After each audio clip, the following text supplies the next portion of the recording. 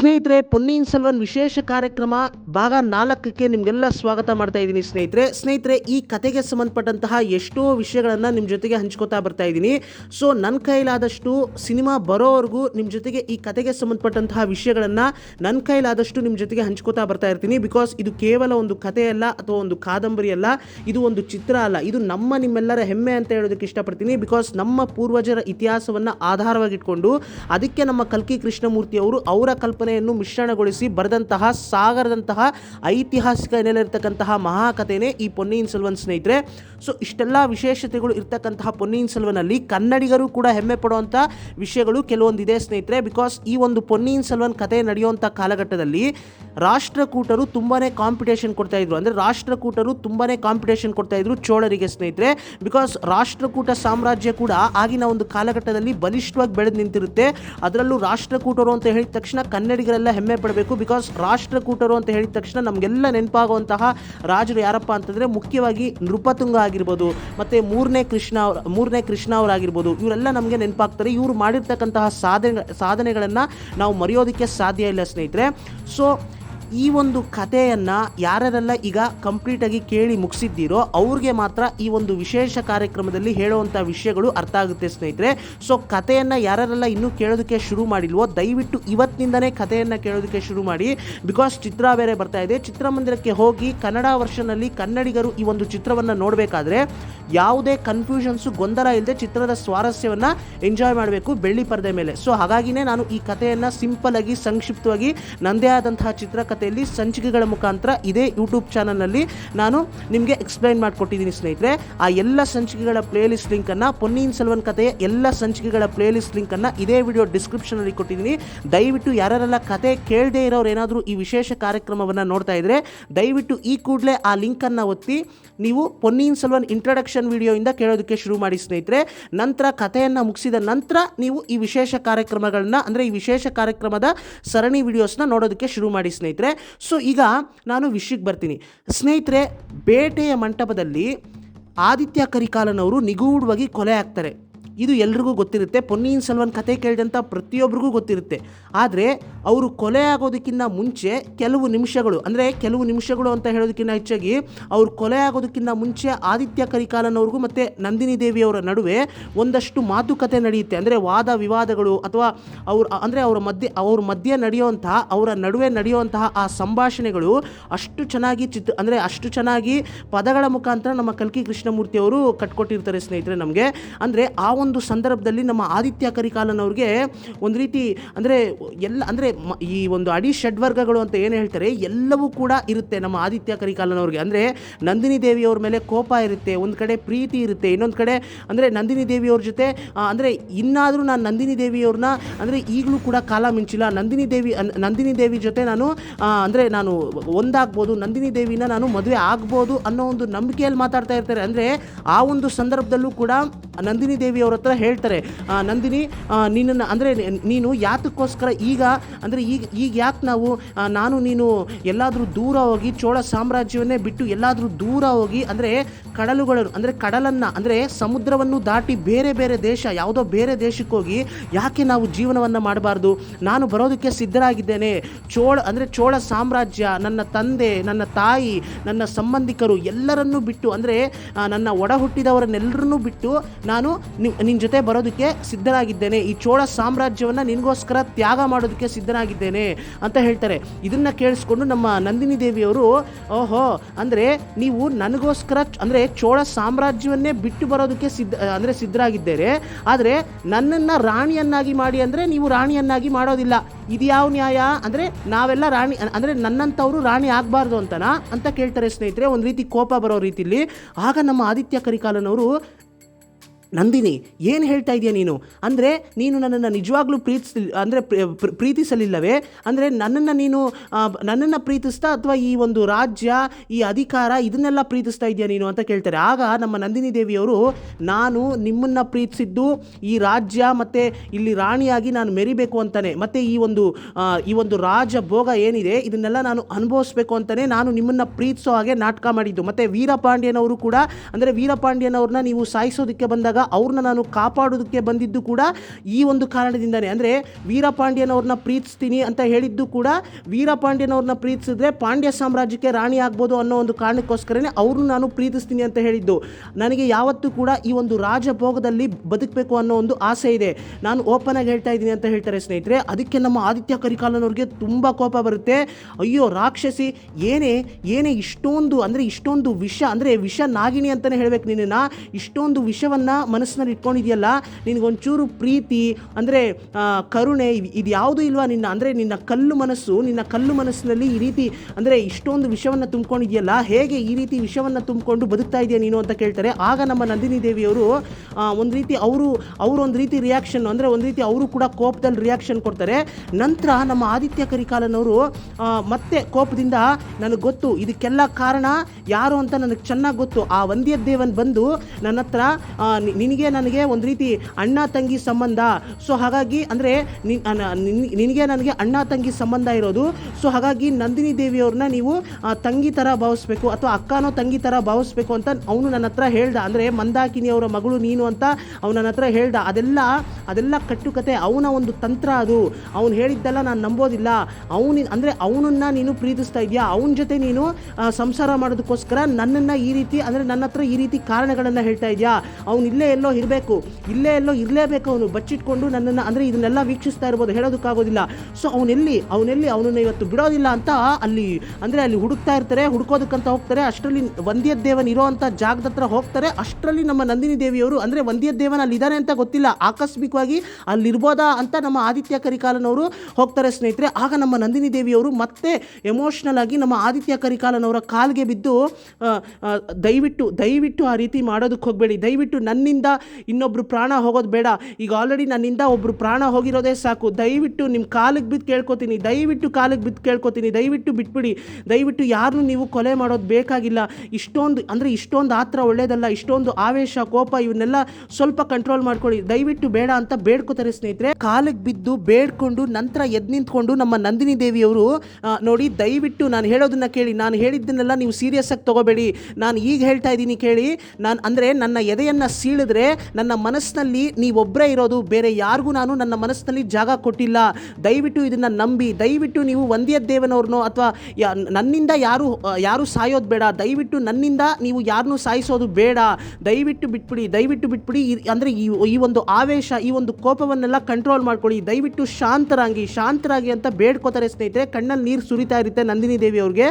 ನಂತರ ನಮ್ಮ ಆದಿತ್ಯ ಕರಿಕಾಲನವರು, ಹಾಗಾದರೆ ನಿನ್ನ ಮನಸ್ಸಿನಲ್ಲಿ ನಾನಿದ್ದೀನಿ ಅಂತಂದರೆ ನೀನು ಯಾತಕ್ಕೆ ನನ್ನ ಜೊತೆಗೆ, ಅಂದರೆ ನನ್ನ ಜೊತೆ ಈಗ ಬರೋದಕ್ಕೆ ನೀನು, ಅಂದರೆ ಬರೋದಕ್ಕಾಗಲ್ಲ ಅಂತ ಹೇಳ್ತಾ ಇದೆಯಾ. ಅಂದರೆ ಪೆರಿಯ ಪಳುವೇಟರ ಇರೋರನ್ನ ನೀನು ಮದುವೆ ಆಗಿರೋದನ್ನೆಲ್ಲ ನೀನು ಊರನ್ನ ನಂಬಿಸ್ಬೋದು, ಆದರೆ ಪೆರಿಯ ಪಳುವೇಟರ ಇರೋರನ್ನ ನೀನು ಯಾತಕ್ಕೋಸ್ಕರ ಮದುವೆ ಆದೆ, ಯಾತಕ್ಕೋಸ್ಕರ ನೀನು ತಂಜಾವೂರಿಗೆ ಬಂದೆ, ಯಾತಕ್ಕೋಸ್ಕರ ಅಂದರೆ ನೀನು ತಂಜಾವೂರಿಗೆ ಬಂದಿದ್ಯಾಕೆ, ಮತ್ತು ನೀನು ಸೇಡ್ ತೀರಿಸ್ಕೊಳ್ಳೋದಕ್ಕೆ ಬಂದಿದ್ಯಾ ಅಂತ ನನಗೆಲ್ಲ ಚೆನ್ನಾಗಿ ಗೊತ್ತಿತ್ತು. ಅಂದರೆ ನಿನ್ನ ಬಗ್ಗೆ ನನಗೆ ಚೆನ್ನಾಗಿ ಗೊತ್ತು, ಮತ್ತು ನಿನ್ನ ಮನಸ್ಸಿನಲ್ಲಿ ಏನಿದೆ, ಮತ್ತು ನೀನು ಯಾವ ಒಂದು ಉದ್ದೇಶದಿಂದ ತಂಜಾವೂರಿನಲ್ಲಿ ಇಷ್ಟು ವರ್ಷ ಇದ್ದೆ, ಎಲ್ಲವೂ ಕೂಡ ನನಗೆ ಚೆನ್ನಾಗಿ ಗೊತ್ತು, ನನ್ನನ್ನು ಯಾಮಾರಿಸೋದಕ್ಕೆ ಸಾಧ್ಯ ಇಲ್ಲ.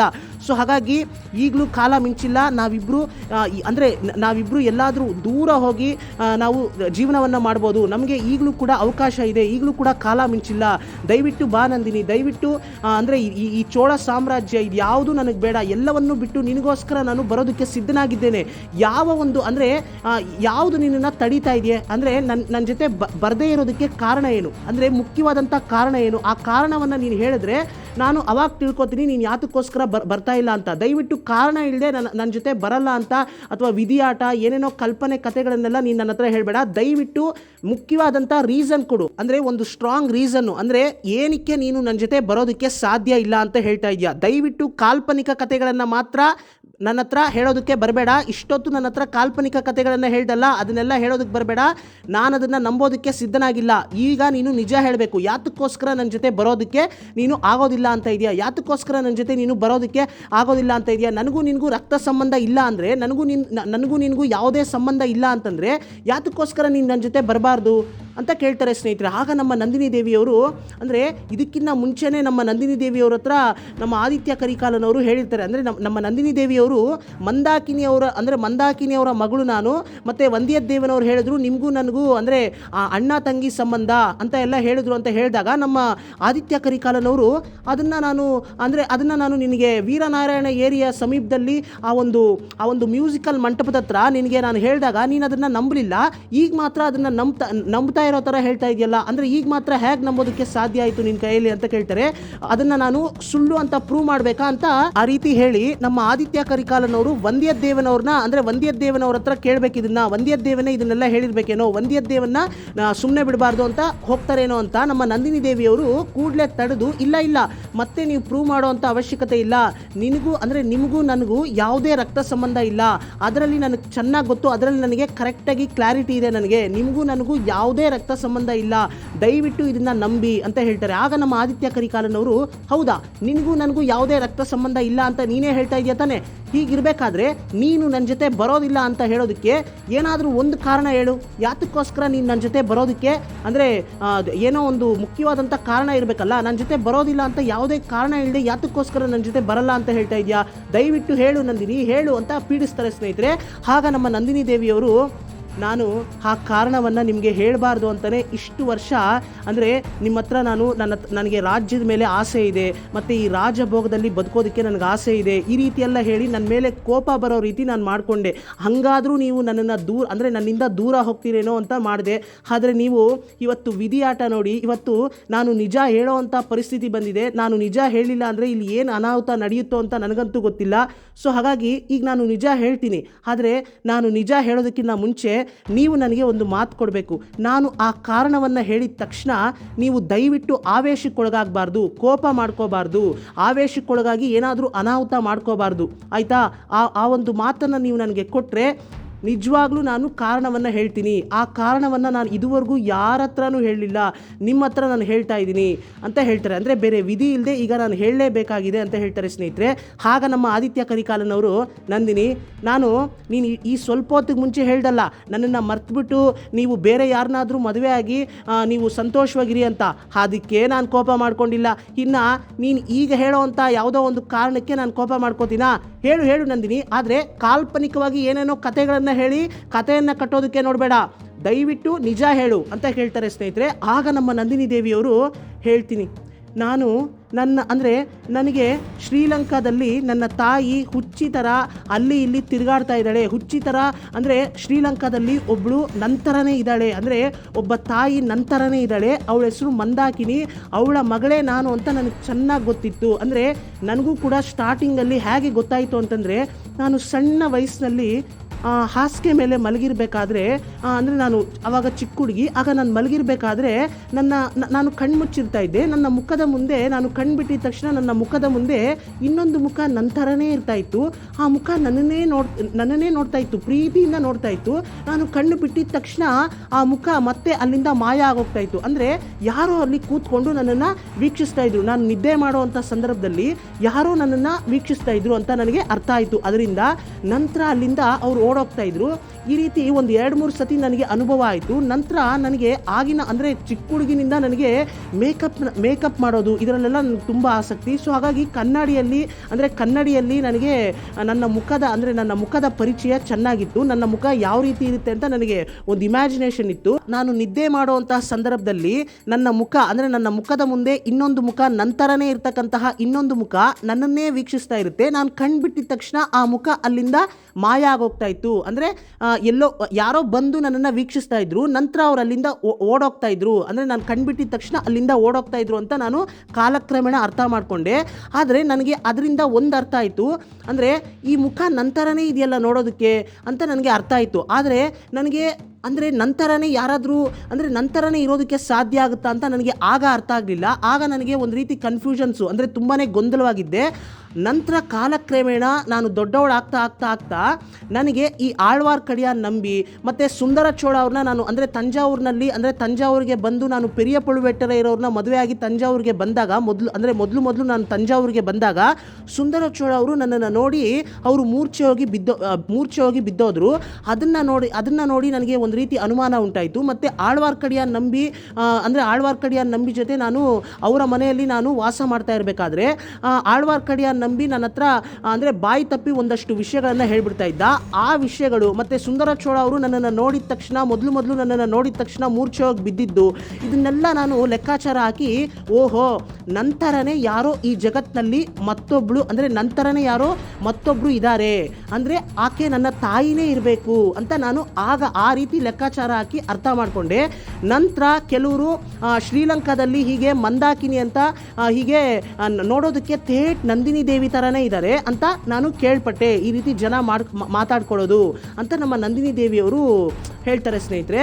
ಅಂದರೆ ಇದನ್ನೆಲ್ಲ ಅವರು ಆದಿತ್ಯ ಕರಿಕಾಲನವ್ರ ಹತ್ರನೂ ಹೇಳ್ತಾರೆ ಮತ್ತು ವಂದ್ಯದೇವನವ್ರ ಹತ್ರನೂ ಹೇಳ್ತಾರೆ ಅಂತ ನನಗೆ ಅಷ್ಟೊಂದು ನೆನಪಿಲ್ಲ ಸ್ನೇಹಿತರೆ. ಬಟ್ ಈ ಒಂದು ಸೀನ್ ನಡಿಬೇಕಾದ್ರೆ 100% ಇದ್ರ ಬಗ್ಗೆ ಎಲ್ಲ ಹೇಳ್ತಾರೆ ಸ್ನೇಹಿತರೆ. ಸೊ ಅಂದರೆ ನಮ್ಮ ನಂದಿನಿ ದೇವಿಯವ್ರಿಗೆ ಕರೆಕ್ಟಾಗಿ ಗೊತ್ತಿರುತ್ತೆ, ಅಂದರೆ ಫಸ್ಟೇ ಗೊತ್ತಿರುತ್ತೆ ಮಂದಾಕಿನಿ ಅಂತ ಇದ್ದಾರೆ, ಮಂದಾಕಿನಿ ಅವರ ಮಗಳೇ ನಾನು ಅಂತ ಎಲ್ಲ ಅವ್ರಿಗೆ ಗೊತ್ತಿರುತ್ತೆ ಸ್ನೇಹಿತರೆ. ಅಂದರೆ ಅವರು ಕೂಡ ಕಾಲಕ್ರಮೇಣ ಅವರು ತಿಳ್ಕೊಂಡಿರ್ತಾರೆ ಸ್ನೇಹಿತರೆ. ಅಂದರೆ ಅವರು ದೊಡ್ಡವರಾಗ್ತಾ ಅವರು ಅನುಭವಿಸಿದಂತಹ ಕೆಲವು ಅನುಭವಗಳು ಏನಿದೆ ಅಂದರೆ ಸುಂದರ ಚೋಳ ಅವರು ಅವ್ರನ್ನ ನೋಡಿದ ತಕ್ಷಣ ಮೂರ್ಛೆ ಹೋಗಿ ಬಿದ್ದೋಗೋದಾಗಿರ್ಬೋದು, ಮತ್ತೆ ಆಳ್ವಾರ್ಕಡಿಯಾನ್ ನಂಬಿ ಅವರಿಂದ ಕೆಲವು ವಿಷಯಗಳು ಆಕಸ್ಮಿಕವಾಗಿ ತಿಳ್ಕೊಂಡಾಗ ಆ ವಿಷಯಗಳು, ಮತ್ತೆ ಸುಂದರ ಚೋಳ ಅವರು ಇವ್ರನ್ನ ನೋಡಿದ ತಕ್ಷಣ ಮೂರ್ಛೆ ಹೋಗಿ ಬಿದ್ದೋಗಿದ್ದಾಗಿರ್ಬೋದು, ಇದನ್ನೆಲ್ಲ ಲೆಕ್ಕಾಚಾರ ಹಾಕಿ ನಂತರನೇ ಯಾರೋ ಇನ್ನೊಬ್ರು ಇದ್ದಾರೆ ಅಂದರೆ ಆಕೆ ನನ್ನ ತಾಯಿನೇ ಇರಬೇಕು ಅಂತ ಅವರು ಲೆಕ್ಕಾಚಾರ ಹಾಕಿರ್ತಾರೆ ಸ್ನೇಹಿತರೆ ನಮ್ಮ ನಂದಿನಿ ದೇವಿಯವರು. ಸೊ ನಂತರ ನಮ್ಮ ನಂದಿನಿ ದೇವಿಯವರು ಇದನ್ನ ಅಡ್ವಾಂಟೇಜ್ ಆಗಿ ತಗೊಂಡು ಸುಂದರ ಚೋಳ ಅವರು ಅಂದರೆ ಸೀರಿಯಸ್ ಆಗಿ ಪೇಷಂಟ್ ಆಗಿ ಅವರು ಈ ಒಂದು ಪೊನ್ನಿಯಿನ್ ಸೆಲ್ವನ್ ಕತೆ ನಡೆಯುವಂಥ ಕಾಲಘಟ್ಟದಲ್ಲಿ ಅವರಿಗೆ ಎದ್ದು ಓಡಾಡೋದಕ್ಕೂ ಸಾಧ್ಯ ಆಗ್ತಾ ಇರೋದಿಲ್ಲ. ಬಿಕಾಸ್ ಅವ್ರಿಗೆ ಪ್ಯಾರಾಲಿಸಿಸ್ ಇರೋದ್ರಿಂದ ಅವ್ರಿಗೆ ಎದ್ದು ಓಡಾಡೋದಕ್ಕೂ ಸಾಧ್ಯ ಆಗ್ತಾ ಇರಲಿಲ್ಲ. ಸೊ ಹಾಗಾಗಿ ಅವರ ಮಾಳಿಗೆಯಲ್ಲಿ ಸುಂದರ ಚೋಳ ಅವರು ಮಂಚದ ಮೇಲೆ ಮಲ್ಕೊಂಡಿರ್ಬೇಕಾದ್ರೆ ನಮ್ಮ ನಂದಿನಿಯವರು ಮಂದಾಕಿನಿಯವ್ರ ಥರನೇ ಇದ್ದಾರಲ್ವಾ. ಸೊ ಹಾಗಾಗಿ ನಮ್ಮ ನಂದಿನಿ ದೇವಿಯವರು ಮಧ್ಯರಾತ್ರಿ ಸಂದರ್ಭದಲ್ಲಿ ಅಂದರೆ ಮಧ್ಯರಾತ್ರಿ ಟೈಮ್ನಲ್ಲಿ ಅವರು ಸುಂದರ ಚೋಳ ಅವರ ಮಾಳಿಗೆ ಒಳಗಡೆ ಹೋಗಿ ಸುಂದರ ಚೋಳ ಅವರ ಎದುರುಗಡೆ ನಿಂತ್ಕೋತಾ ಇದ್ರು. ಎದುರುಗಡೆ ನಿಂತ್ಕೊಂಡಿದ ತಕ್ಷಣ ಸುಂದರ ಚೋಳ ಅವರಿಗೆ ತುಂಬ ಭಯ ಆಗ್ತಾ ಇತ್ತು. ಸುಂದರ ಚೋಳ ಅವರು ಒಂದು ರೀತಿ ಮಾನಸಿಕವಾಗಿ ತುಂಬಾನೇ ನೊಂದ್ಕೋತಾ ಇದ್ರು ಸ್ನೇಹಿತರೆ. ಅಂದರೆ ಹೋಗು ಅಯ್ಯೋ ನಾನು ಪಾಪ ಮಾಡಿದೆ ಹೌದು, ಆದರೆ ನನ್ನನ್ನು ಸಾಯಿಸ್ಬಿಡು, ಯಾತಕ್ಕೋಸ್ಕರ ಡೈಲಿ ಈ ರೀತಿ ಬಂದು ನನ್ನನ್ನು ಈ ರೀತಿ ಚಿತ್ರ ಹಿಂಸೆ ಕೊಡ್ತಾ ಇದೆಯಾ, ದಯವಿಟ್ಟು ನನ್ನ ಎದುರುಗಡೆ ಬರಬೇಡ, ಹೋಗು ಅಂತ ಅವ್ರಿಗೊಂದು ರೀತಿ ಮಾನಸಿಕವಾಗಿ ತುಂಬಾನೇ ಹಿಂಸೆ ಕೊಡ್ತಾ ಇದ್ರು ಸ್ನೇಹಿತರೆ ನಮ್ಮ ನಂದಿನಿ ದೇವಿಯವರು. ಅಂದರೆ ಡೈರೆಕ್ಟ್ ಆಗಿ ಅಂದರೆ ಫಿಸಿಕಲ್ ಆಗಿ ಕೊಟ್ಟಿಲ್ಲ ಅಂತಂದ್ರೂ ಮಾನಸಿಕವಾಗಿ ಕೊಡ್ತಾ ಇದ್ರು. ಅಂದರೆ ಇದನ್ನ ಅಡ್ವಾಂಟೇಜ್ ಆಗಿ ತಗೋತಾ ಇರ್ತಾರೆ ನಮ್ಮ ನಂದಿನಿ ದೇವಿಯವರು. ಮತ್ತೆ ಇದನ್ನೆಲ್ಲ ನಮ್ಮ ವಂದ್ಯದೇವನವರು ನಮ್ಮ ನಂದಿನಿ ದೇವಿಯವರ ಹತ್ರ ಹೇಳ್ತಾರೆ ಸ್ನೇಹಿತರೆ ಕಡಂಬೂರ್ ಪ್ಯಾಲೇಸ್ ನಲ್ಲಿ. ಅಂದ್ರೆ ನಮ್ಮ ಆದಿತ್ಯ ಕರಿಕಾಲನ್ ಅವರು ನಂದಿನಿ ದೇವಿಯವರ ಹತ್ರ ಮಾತಾಡೋದಕ್ಕಿಂತ ಮುಂಚೆ, ಅವರು ನಂದಿನಿ ದೇವಿಯವರ ಹತ್ರ ಬರೋದಕ್ಕಿಂತ ಮುಂಚೆನೆ ನಮ್ಮ ವಂದ್ಯದೇವನವರು ಮತ್ತೆ ಮಣಿಮೇಗಲೆಯವರು ಬಂದಿರ್ತಾರೆ. ಕತೆ ಕೇಳಿದಂತ ಪ್ರತಿಯೊಬ್ಬರಿಗೂ ಗೊತ್ತಿರುತ್ತೆ. ಸೊ ಹೀಗಿರ್ಬೇಕಾದ್ರೆ ನಮ್ಮ ವಂದ್ಯದೇವನವರು ನಂದಿನಿ ದೇವಿಯವರ ಹತ್ರ ಹೇಳ್ತಾರೆ, ಅಂದ್ರೆ ಅಲ್ಲಿ ಮಾತಾಡಬೇಕಾದ್ರೆ ಸಂಭಾಷಣೆ ನಡೀತಾ ಇರಬೇಕಾದ್ರೆ ಆದಿತ್ಯ ಕರಿಕಾಲನ್ ಅವರು ಬರೋದಕ್ಕಿಂತ ಮುಂಚೆ ವಂದ್ಯದೇವನವ್ರಿಗೂ ಮತ್ತೆ ನಂದಿನಿ ದೇವಿಯವರ ನಡುವೆ ಸಂಭಾಷಣೆ ನಡೆಯುತ್ತೆ. ಯಾತಕ್ಕೋಸ್ಕರ ಈ ಸಂಭಾಷಣೆ ನಡೆಯುತ್ತೆ ಅಂತಂದ್ರೆ ಈ ಸಂಭಾಷಣೆ ನಡಿಬೇಕಾದ್ರೆ ನಮ್ಮ ವಂದ್ಯದೇವನವರು ತಡೀತಾರೆ. ಅಂದ್ರೆ ದಯವಿಟ್ಟು ನಿಮ್ಮ ಹತ್ರ ಇರ್ತಕ್ಕಂತಹ ಆ ಖಡ್ಗವನ್ನ ಕೊಟ್ಬಿಡಿ, ಅಂದ್ರೆ ಮೀನಿನ ಚಿಹ್ನೆ ಇರ್ತಕ್ಕಂತಹ ಆ ಖಡ್ಗವನ್ನ ಕೊಟ್ಬಿಡಿ, ದಯವಿಟ್ಟು ಆ ಖಡ್ಗವನ್ನ ನನ್ನ ಕೈಯಲ್ಲಿ ಕೊಟ್ಬಿಡಿ, ದಯವಿಟ್ಟು ಅಂದ್ರೆ ನೀವು ಇವತ್ತು ಮಾಡಕ್ ಹೊರಟಿರೋದು ತುಂಬಾನೇ ದೊಡ್ಡ ತಪ್ಪು. ಅಂದ್ರೆ ಈ ವಿಷಯ ನಿಮ್ಮ ತಾಯಿ ಮಂದಾಕಿನಿ ಅವ್ರಿಗೆ ಗೊತ್ತಾದ್ರೆ ಅವರು ಕೂಡ ತುಂಬಾ ನೊಂದ್ಕೋತಾರೆ. ಯಾಕಂತಂದ್ರೆ ಆಕೆ ಚೋಳ ಸಾಮ್ರಾಜ್ಯಕ್ಕೋಸ್ಕರ ಅಂದ್ರೆ ಅವರ ಪ್ರಾಣವನ್ನು ಕೂಡ ಲೆಕ್ಕಿಸ್ತಾ ಇಲ್ಲ. ಅಷ್ಟರ ಮಟ್ಟಿಗೆ ಅವರು ಚೋಳ ಸಾಮ್ರಾಜ್ಯಕ್ಕೋಸ್ಕರ ಚೋಳ ಸಾಮ್ರಾಜ್ಯದ ರಾಜ ಸುಂದರ ಚೋಳ ಅವ್ರನ್ನಾಗಿರ್ಬೋದು ಮತ್ತು ಅವರ ಮಗ ಅಂದರೆ ಪ್ರೀತಿಯ ಮಗ ಪೊನ್ನಿಯಿನ್ ಸೆಲ್ವನ್ ಅವ್ರನ್ನ ಕಾಪಾಡಬೇಕು ಅಂತ ಹೇಳಿ ಶ್ರೀಲಂಕಾದಲ್ಲಿ ಎಷ್ಟೋ ಸತಿ ಅವ್ರನ್ನ ಅಪಾಯವಾದಂತಹ ಸ್ಥಿತಿಯಿಂದ ಅವ್ರನ್ನ ಕಾಪಾಡಿದ್ದಾರೆ. ಅಂದರೆ ಪೊನ್ನಿಯಿನ್ ಸೆಲ್ವನ್ ಅವರು ಇವತ್ತು ಜೀವಂತವಾಗಿದ್ದಾರೆ ಅಂತಂದರೆ ಅದಕ್ಕೆ ಮಂದಾಕಿನಿ ಅವರೇ ಕಾರಣ. ಸೊ ಇಷ್ಟೆಲ್ಲ ಅಭಿಮಾನ ಇಟ್ಕೊಂಡಿರ್ತಕ್ಕಂತಹ ಆ ತಾಯಿ ಚೋಳ ಸಾಮ್ರಾಜ್ಯದ ಮೇಲೆ ಇಷ್ಟೆಲ್ಲ ಅಭಿಮಾನವನ್ನು ಇಟ್ಕೊಂಡಿದ್ದಾರೆ. ಸೊ ನೀವು ಅವರ ಹೊಟ್ಟೆಯಲ್ಲಿ ಹುಟ್ಟಿದಂತಹ ನೀವು ಈ ರೀತಿ ಚೋಳ ಸಾಮ್ರಾಜ್ಯದ ವಿರುದ್ಧ ಈ ರೀತಿ ತಂತ್ರ ಮಾಡಿ ಚೋಳ ಸಾಮ್ರಾಜ್ಯಕ್ಕೆ ಸೇರಿದಂತಹ ಯುವರಾಜ ಆದಂತಹ ಆದಿತ್ಯ ಕರಿಕಾಲನ್ ಅವ್ರನ್ನ ಕೊಲೆ ಮಾಡಿದಿರ ಅಂತ ಅವ್ರಿಗೇನಾದ್ರೂ ಗೊತ್ತಾದ್ರೆ ಅವರು ಎಷ್ಟು ನೊಂದ್ಕೊಳ್ಳಲ್ಲ. ದಯವಿಟ್ಟು ಒಂದು ಸ್ವಲ್ಪ ಯೋಚನೆ ಮಾಡಿ ನೋಡಿ ದೇವಿ ಅಂತ ಕೇಳ್ತಾರೆ ಸ್ನೇಹಿತರೆ. ಅಂದ್ರೆ ಈ ರೀತಿ ನಮ್ಮ ವಂದ್ಯದೇವನವರು ನಂದಿನಿ ದೇವಿಯವ್ರನ್ನ ಉದ್ದೇಶಿಸಿ ಈ ರೀತಿ ಹೇಳಬೇಕಾದ್ರೆ ನಮ್ಮ ನಂದಿನಿ ದೇವಿಯವರು ಅಂದ್ರೆ ಮುಖಾನ ಮೇಲ್ಗಡೆ ನೋಡ್ಕೊಂಡು ನಿಂತ್ಕೊಂಡಿರ್ತಾರೆ. ಅವರ ಕಣ್ಣಲ್ಲಿ ನೀರು ಸುರಿತಾ ಇರುತ್ತೆ. ಒಂದು ರೀತಿ ಅಂದ್ರೆ ಅವರು ಮಾತಾಡೋದಕ್ಕೆ ಶುರು ಮಾಡ್ತಾರೆ ಇದ್ದಕ್ಕಿದ್ದಂಗೆ. ಯಾವ ರೀತಿ ಮಾತಾಡ್ತಾರೆ ಅಂತಂದ್ರೆ, ವೀರಪಾಂಡ್ಯ ನಿನ್ನ ನಿನ್ನ ತಲೆ ಇಷ್ಟು ದಿನ ಬಂದು ಅಂದರೆ ನಿನ್ನ ಶಪಥವನ್ನು ಇನ್ನೂ ಕೂಡ ನೀನು ಪೂರೈಸಿಲ್ಲ, ನಿನ್ನ ಶಪಥವನ್ನು ಪೂರೈಸಬೇಕು ಅಂತ ನೀನು ನನ್ನ ಹತ್ರ ಅಂದರೆ ನನಗೆ ಮಾನಸಿಕವಾಗಿ ತೊಂದರೆ ಕೊಡ್ತಾ ಇದ್ದೆ. ಈಗ ಅಮ್ಮ ನೀನು ಕೂಡ ಅದೇ ರೀತಿ ಮಾನಸಿಕವಾಗಿ ತೊಂದರೆ ಕೊಡಬೇಕು ಅಂತ ನಿರ್ಧಾರ ಮಾಡಿದ್ಯಾ ಅಮ್ಮ. ದಯವಿಟ್ಟು ನನ್ನ ಕೈಯಲ್ಲಿ ಅಂದರೆ ಮಾನಸಿಕವಾಗಿ ನಾನು ಆಲ್ರೆಡಿ ಎಷ್ಟೋ ಹಿಂಸೆಯನ್ನು ಪಡ್ತಾ ಇದ್ದೇನೆ. ಸೊ ಈಗ ವೀರಪಾಂಡ್ಯನ್ ತಲೆ ಆಗಾಗ ಬಂದು ನನಗೆ ಈ ರೀತಿ ಶಪಥವನ್ನು ಕಂಪ್ಲೀಟ್ ಮಾಡ್ದ, ಶಪಥವನ್ನು ಪೂರೈಸ್ದ ಅಂತ ಕೇಳ್ತಾ ಇದೆ. ಅದೇ ನನ್ನ ಕೈಯಲ್ಲಿ ತಡ್ಕೊಳ್ಳೋದಕ್ಕಾಗ್ತಾ ಇಲ್ಲ. ಈಗ ನೀನು ಕೂಡ ಈ ರೀತಿ ಮಾನಸಿಕವಾಗಿ ಬಂದು ನನಗೆ ಡಿಸ್ಟರ್ಬ್ ಮಾಡಿದ್ರೆ ನಾನು ಹೇಗಮ್ಮ ತಡ್ಕೊಳ್ಳಿ ಅಂತ ಒಂದು ರೀತಿ ಜೋರಾಗಿ ಅಳೋದಕ್ಕೆ ಶುರು ಮಾಡ್ತಾರೆ ಸ್ನೇಹಿತರೆ. ಇದನ್ನ ಪದಗಳಲ್ಲಿ ನಮ್ಮ ಕಲ್ಕಿ ಕೃಷ್ಣಮೂರ್ತಿ ಅವರು ಬಹಳ ಅಚ್ಚುಕಟ್ಟಾಗಿ ಎಕ್ಸ್ಪ್ಲೈನ್ ಮಾಡಿಕೊಟ್ಟಿರ್ತಾರೆ ಸ್ನೇಹಿತರೆ. ಅಂದರೆ ಓದಬೇಕಾದ್ರೆ ನಮಗೆ ಕಣ್ಣಲ್ಲಿ ನೀರು ಸುರಿದೋಗ್ಬಿಡುತ್ತೆ ಸ್ನೇಹಿತರೆ. ಅಂದರೆ ಒಂದು ನೆಗೆಟಿವ್ ಕ್ಯಾರೆಕ್ಟರ್ ಅಂತ ನಾವು ಹೇಳಂಗೇ ಇಲ್ಲ ಇಲ್ಲಿ ಯಾರನ್ನೂ. ಅಂದರೆ ಒಂದೊಂದು ಕ್ಯಾರೆಕ್ಟರ್ಗೂ ಕೂಡ ಅದರದೇ ಆದಂತಹ ವೆಯ್ಟೇಜ್ ಇರುತ್ತೆ ಸ್ನೇಹಿತರೆ. ಸೊ ಹೀಗಿರಬೇಕಾದ್ರೆ ಇದೆಲ್ಲ ನಡೀತಾ ಇರುತ್ತಲ್ಲ, ಇದೆಲ್ಲ ನಡೆದ ನಂತರ ಆದಿತ್ಯ ಕರಿಕಾಲನವ್ರು ಬರೋದು. ಸೊ ಈಗ ಆದಿತ್ಯ ಕರಿಕಾಲನವ್ರ ಹತ್ರ ಬರ್ತೀನಿ ಸ್ನೇಹಿತರೆ. ಆದಿತ್ಯ ಕರಿಕಾಲನವರು ಆ ಕಾರಣ ಏನು ಅಂತ, ಆ ಕಾರಣ ಹೇಳು ನಂದಿನಿ ಅಂತ ಪೀಡಿಸ್ತಾರಲ್ವಾ, ಆಗ ನಮ್ಮ ನಂದಿನಿ ದೇವಿಯವರು ಆ ಕಾರಣವನ್ನು ಮನಸ್ಸನ್ನು ಗಟ್ಟಿ ಮಾಡಿಕೊಂಡು ಹೇಳೋದಕ್ಕೆ ಬರ್ತಾರೆ ಸ್ನೇಹಿತರೆ. ಅಂದರೆ ಈ ಒಂದು ಸೀನ್, ಈ ಒಂದು ದೃಶ್ಯ ನಡಿಬೇಕಾದ್ರೆ ನಮ್ಮ ನಂದಿನಿ ದೇವಿಯವರು ಅಂದರೆ ನಮ್ಮ ಆದಿತ್ಯ ಕರಿಕಾಲನವ್ರ ಹತ್ರ ನನ್ನ ತಂದೆ ಯಾರು ಅಂತ ಹೇಳ್ತಾರಲ್ವಾ, ಆ ರೀತಿ ಹೇಳಬೇಕಾದ್ರೆ ಅಲ್ಲಿ ಅವರ ತಂದೆ ಯಾರು ಅಂತ ಹೇಳ್ತಾರೆ. ಆದರೆ ಆ ಒಂದು ಹೆಸರನ್ನು ನಾವು ನಮ್ಮ ಕಲ್ಕಿ ಕೃಷ್ಣಮೂರ್ತಿಯವರು ಮೆನ್ಷನ್ ಮಾಡಲ್ಲ, ಅಲ್ಲಿ ಆ ಒಂದು ದೃಶ್ಯದಲ್ಲಿ ಮೆನ್ಷನ್ ಮಾಡಲ್ಲ. ಆ ಒಂದು ಅಧ್ಯಾಯದಲ್ಲಿ ಓದುಗರಿಗೆ ಗೊತ್ತಾಗಬಾರ್ದು, ಅಂದರೆ ಇನ್ನು ಮುಂದೆ ತಿಳಿಸೋಣ, ಈಗಲೇ ಗೊತ್ತಾಗೋದು ಬೇಡ ಅಂತ ಅಲ್ಲಿ ಆ ಪದವನ್ನು ಮಾತ್ರ ಏನೋ ಹೇಳ್ತಾರೆ, ಆದರೆ ಏನು ಹೇಳ್ತಾರೆ ಅಂತ ಓದುಗರಿಗೆ ಮಾತ್ರ ಕೇಳಿಸಬಾರ್ದು. ಆ ರೀತಿಯಲ್ಲಿ ಅಲ್ಲಿ ಆ ಪದಕ್ಕೆ ಅಂದರೆ ಆ ಪದವನ್ನು ಮಾತ್ರ ಅಲ್ಲಿ ಖಾಲಿ ಬಿಟ್ಟಿರ್ತಾರೆ. ಅಂದರೆ ಡಾಟ್ ಇಕ್ಬಿಟ್ಟು ಅಲ್ಲಿ ಖಾಲಿ ಬಿಟ್ಬಿಟ್ಟು ಮುಂದೆ ಮಾತಾಡೋದಕ್ಕೆ ಶುರು ಮಾಡ್ತಾರೆ. ಅಂದರೆ ಪಾತ್ರದ ಮುಖಾಂತರ ಮುಂದೆ ಮಾತಾಡೋದಕ್ಕೆ ಶುರು ಮಾಡ್ತಾರೆ ಸ್ನೇಹಿತರೆ. ಅಂದರೆ ಅವರು ವೀರಪಾಂಡ್ಯನೇ ನನ್ನ ತಂದೆ ಅಂತ ಹೇಳಿರ್ತಾರೆ. ನಂತರ ನಮಗೆ ಓದುಗರಿಗೆ ನಾವು ಓದಬೇಕಾದ್ರೆ ಕಾಲಕ್ರಮೇಣ ಲಾಸ್ಟಲ್ಲಿ ನಮಗೆ ಗೊತ್ತಾಗ್ತಾ ಹೋಗುತ್ತೆ, ಅಂದರೆ ತಿಳಿತಾ ಹೋಗುತ್ತೆ. ಪೆರಿಯ ಪಳುವೆಟ್ಟರೈರವರು, ವಂದ್ಯದೇವನವರು, ಅಂದರೆ ಪೆರಿಯ ಪಳುವೆಟ್ಟರೈರವರೇ ಹೇಳೋದು ಈ ರೀತಿ ನಂದಿನಿ ದೇವಿಯವರು ವೀರಪಾಂಡ್ಯನವರ ಮಗಳು ಅಂತ ಪೆರಿಯ ಪಳುವೆಟ್ಟರೈರವರು ಮುಂದೆ ಹೇಳ್ತಾರೆ ಸ್ನೇಹಿತರೆ.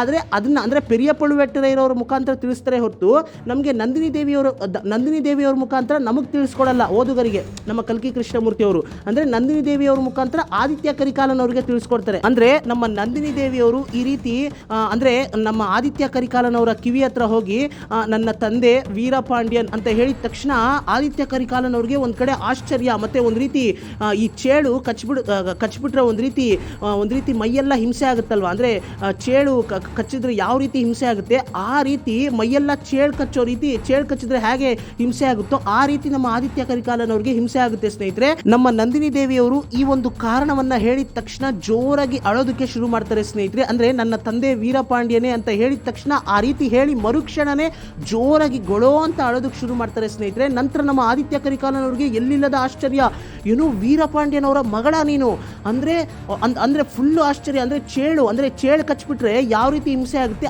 ಆ ರೀತಿ ಹಿಂಸೆ ಆಗುತ್ತೆ ಸ್ನೇಹಿತರೆ ನಮ್ಮ ಆದಿತ್ಯ ಕರಿಕಾಲನವ್ರಿಗೆ. ಇದೇ ರೀತಿ ನಮ್ಮ ಕಲ್ಕಿ ಕೃಷ್ಣಮೂರ್ತಿ ಅವರು ಕೂಡ ಎಕ್ಸ್ಪ್ಲೈನ್ ಮಾಡಿರ್ತಾರೆ. ಸೊ ಹೀಗಿರಬೇಕಾದ್ರೆ ನಮ್ಮ ಆದಿತ್ಯ ಕರಿಕಾಲನವರು ಕೂಡಲೇ ಸಮಾಧಾನ ಮಾಡಿಕೊಂಡು ನಮ್ಮ ನಂದಿನಿ ದೇವಿಯವ್ರನ್ನ ಉದ್ದೇಶಿಸಿ, ನಂದಿನಿ ಇಷ್ಟೆಲ್ಲ ನೋವನ್ನ ಮನಸ್ಸಿನಲ್ಲಿ ಇಟ್ಕೊಂಡು ಇಷ್ಟು ವರ್ಷ ಜೀವನ ಮಾಡ್ತಾ ಇದೆಯಲ್ಲ, ನಿಜಕ್ಕೂ ನನಗೆ ಈಗ ಅರ್ಥ ಆಗ್ತಾ ಇದೆ ನಂದಿನಿ, ಈಗ ಅರ್ಥ ಆಗ್ತಾ ಇದೆ ನಿನ್ನ ಮನಸ್ಸಿನ ಸಂಕಟ ಏನು, ಮತ್ತೆ ನೀನು ಯಾತಕ್ಕೋಸ್ಕರ ಇಷ್ಟೊಂದು ದೊಡ್ಡ ಶಪಥವನ್ನ ನೀನು ಕೈಗೆ ತಗೊಂಡೆ, ಯಾತಕ್ಕೋಸ್ಕರ ನನ್ನನ್ನು ಸಾಯಿಸಬೇಕು ಅಂತ ನೀನು ತಂತ್ರ ಮಾಡಿದೆ, ಎಲ್ಲವೂ ಕೂಡ ನನಗೆ ಈಗ ಅರ್ಥ ಆಗ್ತಾ ಇದೆ. ಎಷ್ಟೆಲ್ಲ ನೋವು, ಎಷ್ಟೆಲ್ಲ ಮನಸ್ಸಿನಲ್ಲಿ ನೋವಿಟ್ಕೊಂಡು ಇಷ್ಟೆಲ್ಲ ಅಂದರೆ ಹೊರಗಡೆ ಏನನ್ನೂ ತೋರಿಸ್ಕೊಳ್ದೆ ನೀನು ಬದುಕ್ತಾ ಇದೆಯಲ್ಲ, ನಿಜಕ್ಕೂ ನಾನು ಏನು ಹೇಳಿ ನಂದಿನಿ ನಿನಗೆ, ನನ್ನಂಥ ಪಾಪಿ ಬದುಕಿರಲೇಬಾರ್ದು ಅಂತ ಜೋರಾಗಿ ಕಿರ್ಚ್ತಾರೆ ಸ್ನೇಹಿತರೆ. ಜೋರಾಗಿ ಕಿರ್ಚಿದ ತಕ್ಷಣ ಅಷ್ಟೇ, ಅಂದರೆ ಮಾತು ನಿಂತೋಗುತ್ತೆ. ನಂತರ ನಮ್ಮ ಆದಿತ್ಯ ಕರಿಕಾಲನವರು ನಿಗೂಢವಾಗಿ ಅಲ್ಲಿ ಸತ್ತು ಬಿದ್ದಿರ್ತಾರೆ ಸ್ವಲ್ಪ ಹೊತ್ತಿನ ನಂತರ ಸ್ನೇಹಿತರೆ. ಈ ರೀತಿ ಚಿತ್ರಣ ಮಾಡಿರ್ತಾರೆ. ಆದರೆ ಯಾರು ಅಂದರೆ ಪರ್ಟಿಕ್ಯುಲರ್ಲಿ ಈ ವ್ಯಕ್ತಿನೇ ಅವ್ರನ್ನ ಚುಚ್ಚಿ ಸಾಯಿಸಿದ್ರು ಅಂತ ನಮ್ಮ ಕಲ್ಕಿ ಕೃಷ್ಣಮೂರ್ತಿ ಅವರು ಎಲ್ಲೂ ಕೂಡ ಮೆನ್ಷನ್ ಮಾಡಲ್ಲ. ಕಥೆಯಲ್ಲಿ ಎಲ್ಲೂ ಕೂಡ ಹೇಳೋದೇ ಇಲ್ಲ, ಕಡೆಯವ್ರಿಗೂ ಹೇಳೋದೇ ಇಲ್ಲ. ಆದಿತ್ಯ ಕರಿಕಾಲನವ್ರನ್ನ ಯಾರು ಸಾಯಿಸಿದ್ರು ಅಂತ ಕಡೆಯವ್ರಿಗೂ ಹೇಳೋದೇ ಇಲ್ಲ ಸ್ನೇಹಿತರೆ ನಮ್ಮ ಕಲ್ಕಿ ಕೃಷ್ಣಮೂರ್ತಿಯವರು. ಸೊ ಈ ಒಂದು ದೃಶ್ಯವನ್ನು ಅಂದರೆ ಈ ಒಂದು ದೃಶ್ಯದಲ್ಲಿ ನಾನು ಹೇಳಿದಂತಹ ಪ್ರತಿಯೊಂದು ವಿಷಯನೂ ನೀವು ನೆನಪಲ್ಲಿ ಇಟ್ಕೊಳ್ಳಿ ಸ್ನೇಹಿತರೆ. ಇದನ್ನೆಲ್ಲ ನೀವು ನೆನಪಲ್ಲಿ ಇಟ್ಕೊಂಡು ನೀವು ಚಿತ್ರಮಂದಿರಕ್ಕೆ ಹೋಗಿ ಚಿತ್ರವನ್ನು ನೋಡಬೇಕಾದ್ರೆ ನಂದಿನಿ ದೇವಿ ಅವ್ರನ್ನ ನೀವು ಎಲ್ಲೂ ಕೂಡ ಅಂದರೆ ಒಂದು ರೀತಿ ನೆಗೆಟಿವ್ ಕ್ಯಾರೆಕ್ಟರ್ ಅಂತ ನಿಮ್ಗೆ ಅನ್ಸೋದೇ ಇಲ್ಲ ಸ್ನೇಹಿತರೆ. ಇದುವರೆಗೂ ನೀವು ಕೇಳಿದ್ದು ಆದಿತ್ಯ ಕರಿಕಾಲನ್ ಅವ್ರಿಗೂ ನಂದಿನಿ ದೇವಿಯವರ ನಡುವೆ ನಡೆಯುವಂತಹ ಸಂಭಾಷಣೆ ಬಗ್ಗೆ ನಾನು ನಿಮಗೆ ತಿಳಿಸ್ಕೊಟ್ಟೆ ಸ್ನೇಹಿತರೆ. ಅಂದರೆ ನಾನು ಕತೆ ಹೇಳಬೇಕಾದ್ರೇ ಈ ಒಂದು ಸೀನ್ನ ಎಕ್ಸ್ಪ್ಲೈನ್ ಮಾಡಿಕೊಟ್ಟಿರ್ತೀನಿ, ಆದರೆ ಈ ವಿಶೇಷ ಕಾರ್ಯಕ್ರಮದ ಮುಖಾಂತರ ಈ ಒಂದು ಸೀನ್ನ ಇನ್ನೂ ಡೀಟೇಲ್ ಆಗಿ ಡೆಪ್ತ್ ಆಗಿ ನಾನು ನಿಮಗೆ ಎಕ್ಸ್ಪ್ಲೈನ್ ಮಾಡಿಕೊಟ್ಟಿದ್ದೀನಿ ಸ್ನೇಹಿತರೆ. ಮತ್ತು ಸ್ನೇಹಿತರೆ, ಇಲ್ಲಿ ನೀವು ಗಮನಿಸಿ, ನಮ್ಮ ಆದಿತ್ಯ ಕರಿಕಾಲನ್ ಅವರು ನಂದಿನಿ ದೇವಿಯವರ ಸತ್ಯವನ್ನು ತಿಳ್ಕೊಂಡ ನಂತರ, ಅಂದರೆ ನಮ್ಮ ನಂದಿನಿ ದೇವಿಯವರೇ ಆದಿತ್ಯ ಕರಿಕಾಲನ್ ಅವ್ರನ್ನ ಉದ್ದೇಶಿಸಿ ಹೇಳ್ತಾರೆ. ಏನಂತ ಹೇಳ್ತಾರೆ? ನಾನು ವೀರಪಾಂಡ್ಯನವರ ಮಗಳು ಅನ್ನೋ ಒಂದು ಸತ್ಯವನ್ನು ಹೇಳಿದ ತಕ್ಷಣ ನಮ್ಮ ಅಂದರೆ ಇದು ಭಯಂಕರವಾದಂಥ ಸತ್ಯ, ನಮ್ಮ ಆದಿತ್ಯ ಕರಿಕಾಲನ್ ಅವ್ರಿಗೂ ಸರಿ ಮತ್ತು ಓದುಗರಿಗೆ ಅಂದರೆ ನಮಗೂ ಕೂಡ ಇದು ಭಯಂಕರವಾದಂಥ ಸತ್ಯ ಸ್ನೇಹಿತರೆ. ಬಿಕಾಸ್ ನಾವು ಎಕ್ಸ್ಪೆಕ್ಟೇ ಮಾಡಿರೋದಿಲ್ಲ, ಅಂದರೆ ನಿರೀಕ್ಷೆನೇ ಇಟ್ಕೊಂಡಿರೋದಿಲ್ಲ. ನಮ್ಮ ನಂದಿನಿ ದೇವಿಯವರು ವೀರಪಾಂಡ್ಯನವರ ಮಗಳು ಅನ್ನೋ ಒಂದು ನಿರೀಕ್ಷೆಯಲ್ಲೇ ಇರೋದಿಲ್ಲ. ಓದುಗರು ಕೂಡ ಮತ್ತು ಆದಿತ್ಯ ಕರಿಕಾಲನ್ ಅವ್ರಿಗೂ ಇದ್ರ ಬಗ್ಗೆ ಯಾವುದೇ ಮಾಹಿತಿ ಇರಲ್ಲ.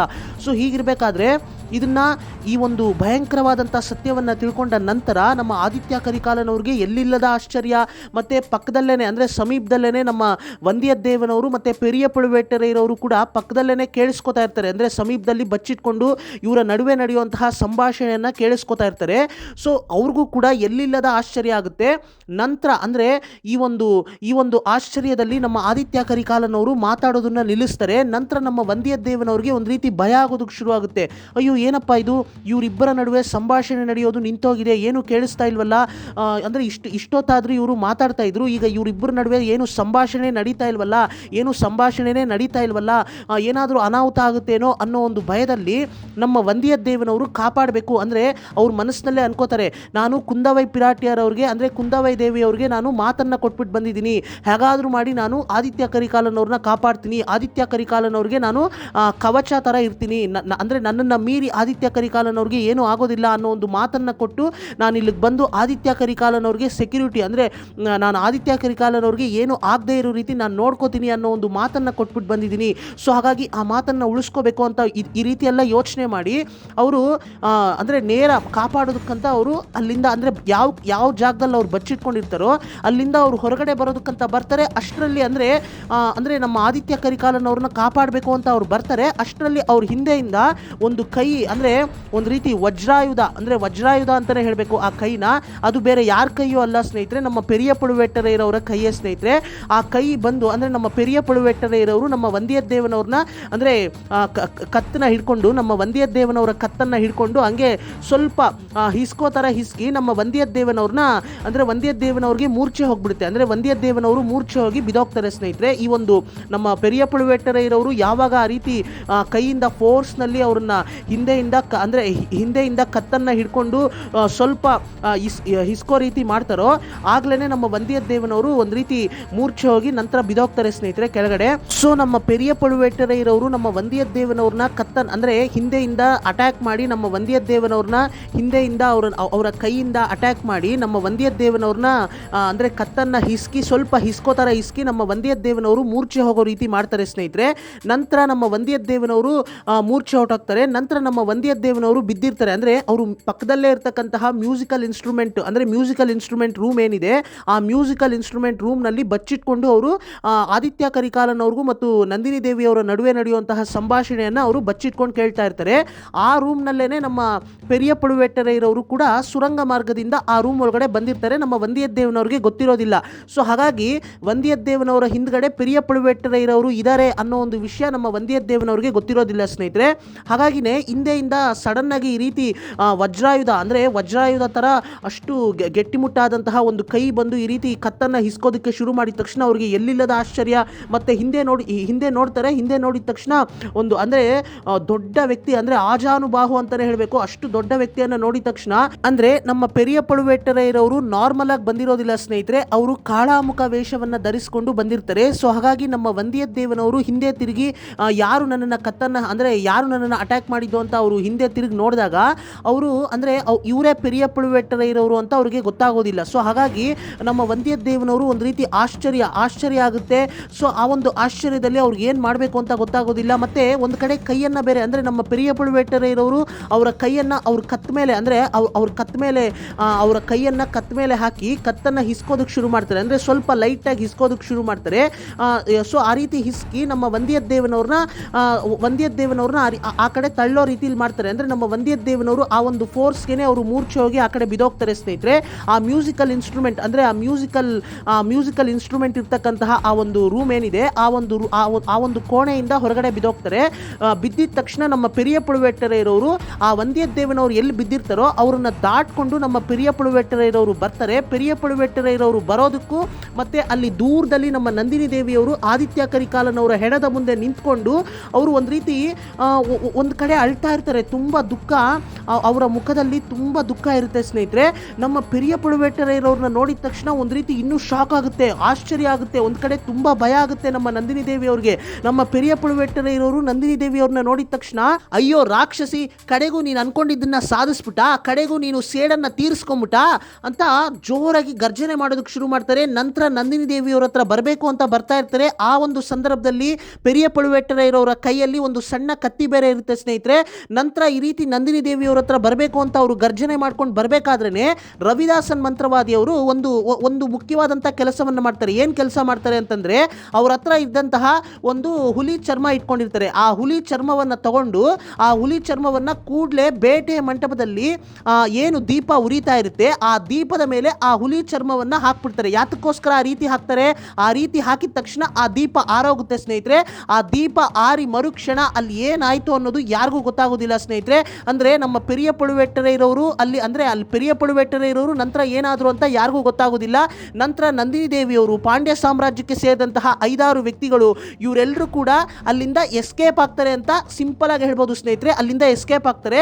ಅವರು ಎಲ್ಲಿಗೆ ಹೋಗ್ತಾರೆ? ನಂತರ ನಮ್ಮ ಪಾಂಡ್ಯ ಸಾಮ್ರಾಜ್ಯಕ್ಕೆ ಸೇರಿದಂತಹ 5-6 ವ್ಯಕ್ತಿಗಳು ಮತ್ತೆ ನಂದಿನಿ ದೇವಿಯವರು ಅವರೆಲ್ಲ ಎಲ್ಲಿಗೆ ಹೋದ್ರು, ಅವರೆಲ್ಲ ಏನು ಮಾಡ್ತಾರೆ ನೆಕ್ಸ್ಟು ಅನ್ನೋದನ್ನ ನಾನು ಮುಂದಿನ ವಿಶೇಷ ಕಾರ್ಯಕ್ರಮದಲ್ಲಿ ನಾನು ನಿಮಗೆ ತಿಳಿಸ್ಕೊಡ್ತೀನಿ ಸ್ನೇಹಿತರೆ. ಅದಕ್ಕಿಂತ ಮುಂಚೆ ಒಂದು ಸಣ್ಣ ಇನ್ಫಾರ್ಮೇಷನ್ ನೀವು ಗಮನಿಸಬೇಕಿಲ್ಲಿ. ನಮ್ಮ ಪೆರಿಯ ಪಳುವೆಟ್ಟರೆ ಇರೋರು ಈ ಒಂದು ಅಂದರೆ ನಮ್ಮ ಆದಿತ್ಯ ಕರಿಕಾಲನವರ ಪ್ರಾಣಕ್ಕೆ ಅಪಾಯ ಇದೆ ಅನ್ನೋ ಒಂದು ವಿಷಯವನ್ನು ಕಾಳಿಯಮ್ಮನ ದೇವಸ್ಥಾನದಲ್ಲಿ ಅವರು ಎಲ್ಲ ರಹಸ್ಯವನ್ನು ತಿಳ್ಕೊತಾರೆ. ಅಂದರೆ ನಂದಿನಿ ದೇವಿ ಅಂದರೆ ಅವಳು ನಾಗರಾವ್ ಥರ, ಅವಳು ವಿಷಕನ್ಯೆ, ಅವಳು ನನ್ನ ಜೊತೆನೇ ಇದ್ಕೊಂಡು ಚೋಳ ಸಾಮ್ರಾಜ್ಯದಲ್ಲೇ ಇದ್ಕೊಂಡು ಚೋಳ ಸಾಮ್ರಾಜ್ಯವನ್ನು ಬೇರ್ ಸಮೇತ ಕಿತ್ತಾಕಬೇಕು ಅಂತ ಅವಳು ಸಂಚು ಮಾಡ್ತಾ ಇದ್ದಾಳೆ ಅನ್ನೋ ಒಂದು ಸತ್ಯವನ್ನು ಅವರು ತಿಳ್ಕೊಳ್ಳೋದೆ ಕಾಳಿಯಮ್ಮನ ದೇವಸ್ಥಾನದ ಹತ್ರ. ಅದರಲ್ಲೂ ಕೂಡ ಆ ಕಾಳಿಯಮ್ಮನ ದೇವಸ್ಥಾನದ ಹತ್ರ ನಮ್ಮ ರವಿದಾಸನ್ ಮಂತ್ರವಾದಿಯವರು ಮತ್ತೆ ಯಾರು ಇವರು ದೇವರಾಳನು ಇವರಿಬ್ಬರು ಕೂಡ ಬಂದು ಅವರು ಏನು ಮಾತಾಡ್ಕೋತಾರೆ ಅದನ್ನು ಕೇಳಿಸ್ಕೋತಾರೆ ನಮ್ಮ ಪೆರಿಯ ಪಳುವೆಟ್ಟರೆ ಇರೋರು. ನಮ್ಮ ಪೆರಿಯ ಪಳುವೆಟ್ಟರೆ ಇರೋರು ಅವರಿಬ್ಬರು ಮಾತಾಡೋದನ್ನು ಕೇಳಿಸ್ಕೋಬೇಕಾದ್ರೆ ಈ ಸತ್ಯವನ್ನೆಲ್ಲ ತಿಳ್ಕೊಂಡು ನಂತರ ಅವರು ಈ ರೀತಿ ಕಡಂಬೂರ್ಗೆ ಬೇಗ ಹೋಗಬೇಕು. ಕಡಂಬೂರ್ಗೆ ಬೇಗ ಹೋಗಿ ಹೇಗಾದರೂ ಮಾಡಿ ಯುವರಾಜ ಆದಿತ್ಯ ಕರಿಕಾಲನವರ ಪ್ರಾಣಕ್ಕೆ ಅಪಾಯ ಇದೆ, ನಾನು ಕೂಡಲೇ ಬೇಗ ಹೋಗಿ ನಾನು ಅವರನ್ನು ಕಾಪಾಡಬೇಕು, ಅಂದರೆ ಅವರ ಪ್ರಾಣಕ್ಕೆ ಅಪಾಯ ಇದೆ ಅನ್ನೋ ಒಂದು ಉದ್ದೇಶದಿಂದ ನಮ್ಮ ಪೆರಿಯ ಪಳುವೆಟ್ಟರೆ ಇರೋರು ಬೇಗ ಕಡಂಬೂರ್ ಪ್ಯಾಲೇಸ್ಗೆ ಬರ್ತಾರೆ. ಈ ರೀತಿ ನಮ್ಮ ಪೆರಿಯ ಪಳುವೆಟ್ಟರೆ ಇರೋರು ಕಡಂಬೂರ್ ಪ್ಯಾಲೇಸ್ಗೆ ಬರ್ತಾರೆ ಸ್ನೇಹಿತರೆ. ಸೊ ಅಂದರೆ ಈ ರೀತಿ ಬರಬೇಕಾದ್ರೇ ಅವ್ರಿಗೆ ಅವ್ರು ತುಂಬಾ ಡಿಪ್ರೆಷನ್ಗೆ ಹೋಗ್ತಾರೆ. ಅಂದರೆ ಡಿಪ್ರೆಷನ್ಗೆ ಹೋಗ್ತಾರೆ ಅಂತಂದರೆ, ನಾನು ಇಷ್ಟು ವರ್ಷ 3 ವರ್ಷಗಳಿಂದ ಚೋಳ ಸಾಮ್ರಾಜ್ಯಕ್ಕೆ ಇಷ್ಟೊಂದು ದ್ರೋಹ ಮಾಡಿದ್ದೀನಲ್ಲ, ಅಂದರೆ ನನ್ನ ಕುಲದವರು, ನಾನು ಪರಂಪರೆ ಅಂದರೆ ನಮ್ಮ ಪರಂಪರೆ ಎಂಥದ್ದು, ಚೋಳ ಸಾಮ್ರಾಜ್ಯಕ್ಕೋಸ್ಕರ ನಮ್ಮನ್ನೇ ನಾವು ಅರ್ಪಿಸ್ಕೊಂಡಿದ್ದೀವಿ. ಅಂದರೆ ನಮ್ಮ ವಂಶಸ್ಥರು ಪ್ರತಿಯೊಬ್ಬರು ಕೂಡ ಚೋಳ ಸಾಮ್ರಾಜ್ಯಕ್ಕೋಸ್ಕರ ಎಷ್ಟೆಲ್ಲ ತ್ಯಾಗವನ್ನು ಮಾಡಿದ್ದಾರೆ, ಅವರ ಪ್ರಾಣವನ್ನು ಕೂಡ ಲೆಕ್ಕಿಸದೆ ಎಷ್ಟು ಜನ ಚೋಳ ಸಾಮ್ರಾಜ್ಯಕ್ಕೋಸ್ಕರ ಯುದ್ಧ ಮಾಡಿ ರಣರಂಗದಲ್ಲಿ ವೀರ ಮರಣವನ್ನು ಹೊಂದಿದ್ದಾರೆ. ಅಂತಹ ಪರಂಪರೆ, ಅಂತಹ ವಂಶದಲ್ಲಿ ಹುಟ್ಟಿ ನಾನು ಈ ರೀತಿ ಚೋಳ ಸಾಮ್ರಾಜ್ಯದ ವಿರುದ್ಧ ಇಷ್ಟು ದಿನ ನನಗೆ ಗೊತ್ತಿಲ್ಲದೆ ಚೋಳ ಸಾಮ್ರಾಜ್ಯಕ್ಕೆ ನಾನು ಮೋಸ ಮಾಡ್ತಾ ಇದ್ನಲ್ಲ, ಆ ವಿಷಕನ್ಯೆಯ ಮಾತನ್ನ ಕೇಳಿಕೊಂಡು ಅಂದರೆ ಅಷ್ಟು ಪಶ್ಚಾತ್ತಾಪ ಪಡೋದಕ್ಕೆ ಶುರು ಮಾಡ್ಕೋತಾರೆ ನಮ್ಮ ಪೆರಿಯ ಪಳುವೆಟ್ಟರೆ ಇರೋರು ಮನಸ್ಸಿನಲ್ಲೇ ಸ್ನೇಹಿತರೆ. ಅಂದರೆ ಇಲ್ಲಿ ನಾವು ಗಮನಿಸಬೇಕು, ಈ ಪಳುವೂರು ವಂಶಸ್ಥರು ಅಂದರೆ ನಮ್ಮ ಪೆರಿಯ ಪಳುವೆಟ್ಟರೆ ಇರೋರ ವಂಶಸ್ಥರು ತಲತಲಾಂತರದಿಂದ ಚೋಳ ಸಾಮ್ರಾಜ್ಯಕ್ಕೋಸ್ಕರ ಅವರ ಪ್ರಾಣವನ್ನು ಕೂಡ ಲೆಕ್ಕಿಸದೆ ಯುದ್ಧದಲ್ಲಿ ಅಂದರೆ ಯುದ್ಧ ಮಾಡಿ ಚೋಳ ಸಾಮ್ರಾಜ್ಯಕ್ಕೋಸ್ಕರ ಯುದ್ಧ ಮಾಡಿ ಎಷ್ಟೋ ಯುದ್ಧಗಳಲ್ಲಿ ಪಳುವೂರು ವಂಶಸ್ಥರು ಅವರ ಪ್ರಾಣವನ್ನು ಕೂಡ ಲೆಕ್ಕಿಸದೆ ಅವರು ರಣರಂಗದಲ್ಲಿ ವೀರ ಮರಣವನ್ನು ಹೊಂದುತ್ತಾರೆ ಸ್ನೇಹಿತರೆ. ಅಂದರೆ ಇಷ್ಟೆಲ್ಲ ಇತಿಹಾಸ, ಇಷ್ಟೆಲ್ಲ ಹೆಮ್ಮೆ ಇರ್ತಕ್ಕಂತಹ ಕುಲಕ್ಕೆ ಇವತ್ತು ಒಂದು ಹೆಣ್ಣಿನಿಂದ ಅವಮಾನ ಆಗೋ ರೀತಿ ಆಗ್ತಾ ಇದೆಯಲ್ಲ, ಅಂದರೆ ಅವಮಾನ ಆಗೋಯ್ತಲ್ಲ, ಇವತ್ತು ನನ್ನ ಕುಲಕ್ಕೆ ಅವಮಾನ ಆಗೋ ರೀತಿ ನಾನೇ ಕಾರಣ ಆಗ್ಬಿಟ್ನಲ್ಲ ಅನ್ನೋ ಒಂದು ಪಶ್ಚಾತ್ತಾಪ ಕಾಡೋದಕ್ಕೆ ಶುರುವಾಗುತ್ತೆ ನಮ್ಮ ಪೆರಿಯ ಪಳುವೆಟ್ಟರೆ ಇರೋರಿಗೆ ಸ್ನೇಹಿತರೆ. ಅಂದರೆ ಇದೆಲ್ಲ ಅಂದರೆ ಈ ಒಂದು ವಿಷಯಗಳೆಲ್ಲ ಅವರಿಗೆ ತುಂಬ ಡಿಪ್ರೆಷನ್ಗೆ ಹೋಗೋ ರೀತಿ ಮಾಡುತ್ತೆ ಸ್ನೇಹಿತರೆ. ನಂತರ ಕಾಲಕ್ರಮೇಣ ಕತೆ ಕೇಳಿದಂಥ ಪ್ರತಿಯೊಬ್ಬರಿಗೂ ಗೊತ್ತಿರುತ್ತೆ ಕಾಲಕ್ರಮೇಣ ನಮ್ಮ ಪೆರಿಯ ಪಳುವೆಟ್ಟರೆ ಇರೋರು ಏನಾಗ್ತಾರೆ ಅಂತ. ಸೊ ಇವಾಗ ನಾನು ನಿಮಗೆ ತಿಳಿಸ್ಕೊಟ್ಟೆ ನಮ್ಮ ಪೆರಿಯ ಪಳುವೆಟ್ಟರೆ ಇರೋರು ಹೇಗೆ ಬೇಟೆ ಮಂಟಪದ ಹತ್ರ ಆ ಒಂದು ಸಂದರ್ಭದಲ್ಲಿ ಬರೋದಕ್ಕೆ ಸಾಧ್ಯ ಆಯಿತು, ಯಾತಕ್ಕೋಸ್ಕರ ಬಂದರು ಅನ್ನೋದ್ರ ಬಗ್ಗೆ ನಾನು ನಿಮಗೆ ಸಂಕ್ಷಿಪ್ತವಾಗಿ ಎಕ್ಸ್ಪ್ಲೇನ್ ಮಾಡಿಕೊಟ್ಟೆ ಸ್ನೇಹಿತರೆ. ಅಂದರೆ ನಮ್ಮ ಪೆರಿಯ ಪಳುವೆಟ್ಟರಯ್ಯನವರು ಯಾವಾಗ ಕಾಳಿಯಮ್ಮನ ದೇವಸ್ಥಾನದಲ್ಲಿ ಅವರು ಅಂದರೆ ಬಚ್ಚಿಟ್ಕೊಂಡು ಯಾವಾಗ ನಮ್ಮ ರವಿದಾಸನ್ ಅವರು ಮತ್ತು ದೇವರಾಳನವರು ಮಾತಾಡ್ಕೊಳ್ಳೋದನ್ನ ನಮ್ಮ ಪೆರಿಯ ಪಳುವೆಟ್ಟರಯ್ಯನವರು ಕೇಳಿಸ್ಕೊತಾರೋ, ಅವರಿಬ್ಬರು ಮಾತಾಡ್ಕೊಳ್ಳೋದನ್ನ ಕೇಳಿಸ್ಕೋಬೇಕಾದ್ರೆ ಅವರಿಬ್ಬರ ಮಾತುಗಳಿಂದನೇ ಅವರು ಅರ್ಥ ಮಾಡ್ಕೋತಾರೆ. ನಮ್ಮ ಪೆರಿಯ ಪಳುವೆಟ್ಟರಯ್ಯನವರು ಏನಂತ ಅರ್ಥ ಮಾಡ್ಕೋತಾರೆ ಅಂತಂದರೆ, ಓಹೋ ಇವಾಗ ಆದಿತ್ಯ ಕರಿಕಾಲನವರ ಪ್ರಾಣಕ್ಕೆ ಅಪಾಯ ಇದೆ, ಸೊ ಕೂಡಲೇ ಹೇಗಾದರೂ ಮಾಡಿ ಆದಿತ್ಯ ಕರಿಕಾಲನವ್ರನ್ನ ಕಾಪಾಡಬೇಕು, ಅದರ ಜವಾಬ್ದಾರಿ ನಂದು, ಅಂದರೆ ಆದಿತ್ಯ ಕರಿಕಾಲನವರ ಪ್ರಾಣವನ್ನು ನಾನು ಕಾಪಾಡಬೇಕು, ನನ್ನ ಕರ್ತವ್ಯ ಅದು ಅಂತ ಅವರು ಅರ್ಥ ಮಾಡ್ಕೋತಾರೆ. ಅಂದರೆ ಅವರು ಯಾವ ರೀತಿ ಅಂದರೆ ಅವರು ಮನಸ್ಸಿನಲ್ಲಿ ಈ ರೀತಿ ಅನ್ಕೋತಾರೆ ಅಂದರೆ, ನನ್ನಿಂದ ಇಷ್ಟು ವರ್ಷ 3 ವರ್ಷಗಳಿಂದ ಆ ವಿಷಕನ್ಯೆ ನಂದಿನಿ ದೇವಿಯ ಮಾತನ್ನು ಕೇಳಿಕೊಂಡು ಇಷ್ಟು ವರ್ಷದಿಂದ ನನಗೆ ತಿಳಿದೆ, ನನಗೆ ಅರ್ಥ ಆಗದೆ ಚೋಳ ಸಾಮ್ರಾಜ್ಯಕ್ಕೆ ಅಂದರೆ ನನಗೆ ಗೊತ್ತಿಲ್ಲದೆ ಚೋಳ ಸಾಮ್ರಾಜ್ಯಕ್ಕೆ ನಾನು ದ್ರೋಹ ಮಾಡಿದ್ದೇನೆ, ಅಟ್ಲೀಸ್ಟ್ ಇವತ್ತು ಆದಿತ್ಯ ಕರಿಕಾಲನವರ ಪ್ರಾಣವನ್ನಾದರೂ ನಾನು ಕಾಪಾಡ್ತೀನಿ ಅಂತ ಹೇಳಿ ನಮ್ಮ ಪೆರಿಯ ಪಳುವೆಟ್ಟರಯ್ಯನವರು ಕೂಡಲೇ ಕಡಂಬೂರು ಪ್ಯಾಲೇಸ್ಗೆ ಹೋಗಬೇಕು ಅಂತ ಹೇಳಿ ಅವರು ಹೋಗೋದಕ್ಕೆ ಶುರು ಮಾಡ್ತಾರೆ ಸ್ನೇಹಿತರೆ. ಸೊ ಹೀಗೆ ನಮ್ಮ ಪೆರಿಯ ಪಳುವೆಟ್ಟರಯ್ಯನವರು ಕಡಂಬೂರು ಪ್ಯಾಲೇಸ್ನಲ್ಲಿರ್ತಕ್ಕಂತಹ ಬೇಟೆ ಮಂಟಪದ ಹತ್ರ ಆ ಒಂದು ಸಂದರ್ಭದಲ್ಲಿ ಅಂದರೆ ನಂದಿನಿ ದೇವಿಯವ್ರಿಗೂ ಮತ್ತು ಆದಿತ್ಯ ಕರಿಕಾಲನವರ ನಡುವೆ ನಡೆಯುವಂತಹ ಸಂಭಾಷಣೆಯ ಸಂದರ್ಭದಲ್ಲೇ ನಮ್ಮ ಪೆರಿಯ ಪಳುವೆಟ್ಟರಯ್ಯನವರು ವಂದ್ಯದೇವನವರ ಹಿಂದ್ಗಡೆ ಬಂದು ನಿಂತ್ಕೋತಾರೆ.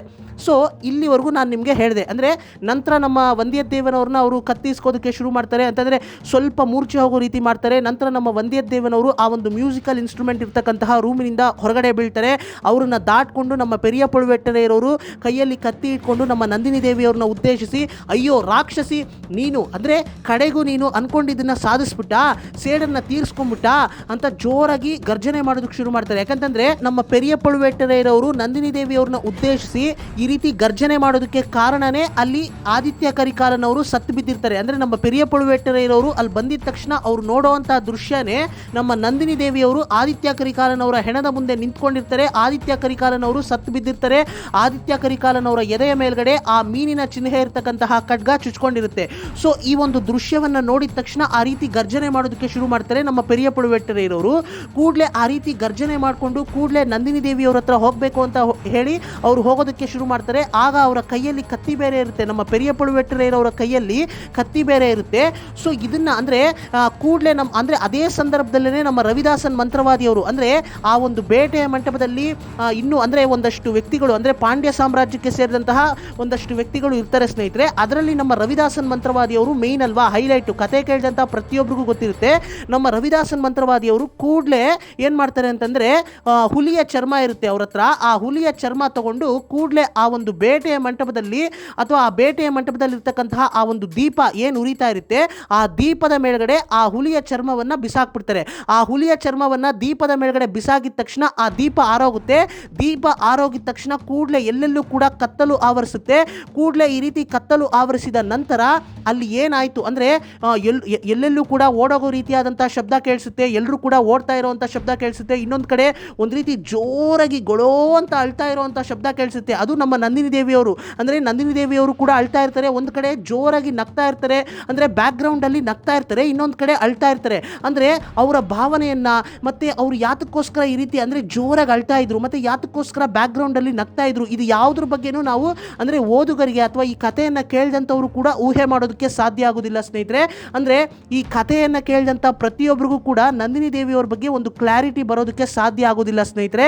ಅಂದರೆ ವೀರಪಾಂಡ್ಯನವರ ಮಗಳು ನಂದಿನಿ ಅಂತ ನಂದಿನಿ ದೇವಿಯವರೇ ಹೇಳ್ತಾರೆ. ಆದರೂ ಕೂಡ ಒಂದು ಅಂದರೆ ಕತೆ ಮುಗಿಯುವಂಥ ಸಂದರ್ಭದಲ್ಲಿ ನಮ್ಮ ಕಲ್ಕಿ ಕೃಷ್ಣಮೂರ್ತಿ ಅವರು ನಮ್ಮ ಹತ್ರ ನಂದಿನಿ ದೇವಿಯವರು ನಿಜಕ್ಕೂ ವೀರಪಾಂಡ್ಯನವರ ಮಗಳೇನಾ, ಅಂದರೆ ಇದನ್ನು ಹೇಗೆ ನಂಬೋದು, ಈ ರೀತಿಯಾದಂಥ ಪ್ರಶ್ನೆಗಳನ್ನೆಲ್ಲ ಕುಂದವೈ, ವಂದ್ಯದೇವನ್ ಈ ರೀತಿಯಾದಂಥ ಕ್ಯಾರೆಕ್ಟರ್, ಈ ರೀತಿಯಾದಂತಹ ಪಾತ್ರಗಳ ಮುಖಾಂತರ ನಮಗೆ ಪ್ರಶ್ನೆಗಳನ್ನು ಕೇಳೋದಕ್ಕೆ ಶುರು ಮಾಡ್ತಾರೆ ನಮ್ಮ ಕಲ್ಕಿ ಕೃಷ್ಣಮೂರ್ತಿ ಅವರು. ಅಂದರೆ ಇದರಲ್ಲಿ ನಮ್ಮ ನಂದಿನಿ ದೇವಿಯವ್ರ ಬಗ್ಗೆ ಒಂದು ರೀತಿ ನಂದಿನಿ ದೇವಿಯವರೇ ಒಂದು ರೀತಿ ನಿಗೂಢ, ಅವ್ರ ಬಗ್ಗೆ ಅವರು ಹೀಗೆ ಅಂತ ಹೇಳೋದಕ್ಕಾಗೋದಿಲ್ಲ. ಆದರೆ ಅವರ ಮನಸ್ಸಿನಲ್ಲಿ ತುಂಬ ಅಂದರೆ ಆರದೇ ಇರತಕ್ಕಂತಹ ತುಂಬ ದೊಡ್ಡ ನೋವು, ಅವರು ತುಂಬ ದೊಡ್ಡ ನೋವನ್ನು ಅವರು ತಡ್ಕೊಂಡು ಅದನ್ನೆಲ್ಲ ಅವರು ಸಹಿಸ್ಕೊಂಡು ಇಷ್ಟು ವರ್ಷ ಅವರು ಎಷ್ಟೋ ನೋವು ಮನಸ್ಸಿನಲ್ಲಿ ಇದ್ದರೂ ಕೂಡ ಅವರು ಅದನ್ನೆಲ್ಲ ತಡ್ಕೊಂಡು ಹೊರಗಡೆ ಅವರು ನಗ್ನಗ್ತಾ ಅಂದರೆ ಎಲ್ಲರ ಹತ್ರ ನಗ್ನಗ್ತಾ ಅವರು ಮಾತಾಡ್ಕೊಂಡಿದ್ರು ಅಂತಂದರೆ ನಿಜಕ್ಕೂ ಒಂದು ರೀತಿ ಎಲ್ಲೋ ಒಂದು ಕಡೆ ನಂದಿನಿ ದೇವಿಯವರು ನಿಜಕ್ಕೂ ಇಷ್ಟೆಲ್ಲ ನೋವನ್ನು ಮನಸ್ಸಿನಲ್ಲಿ ಇಟ್ಕೊಂಡ್ರೂ ಕೂಡ